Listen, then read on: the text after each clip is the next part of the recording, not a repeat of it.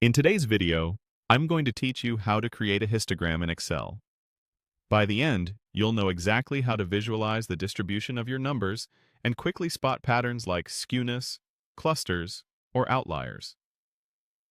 A histogram is perfect for seeing how often values fall within certain ranges, which makes it a go-to tool for data exploration.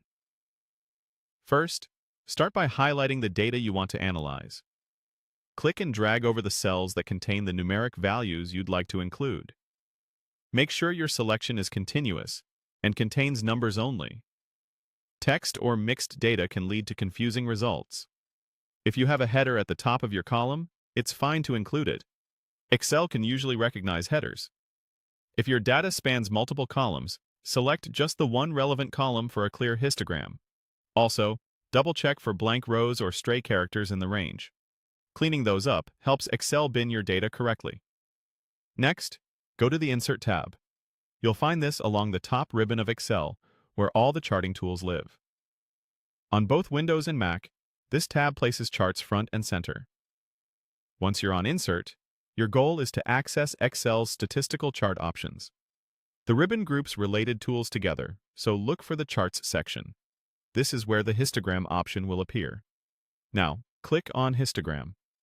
In many versions of Excel, you'll see a histogram icon directly in the Charts group, often represented by bars of different widths.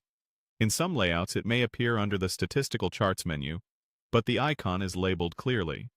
A single click tells Excel to take the data you highlighted and generate a histogram chart on your worksheet. Excel will instantly place the histogram on your sheet. What you'll see are bars, often called bins, each representing a range of values with the height showing how many data points fall into that range. This lets you quickly gauge whether your data is tightly clustered, widely spread out, or skewed. If the chart doesn't look right, the most common cause is an incorrect selection at the start, so it's worth verifying that only the intended numeric cells were highlighted. Also remember that very small datasets or values with little variation can produce a histogram that appears overly simple, which is normal. That's all there is to it. Highlight your data, go to Insert, and click Histogram. With those steps, you've transformed raw numbers into a visual summary that's easier to understand at a glance. Thanks for watching, and happy analyzing.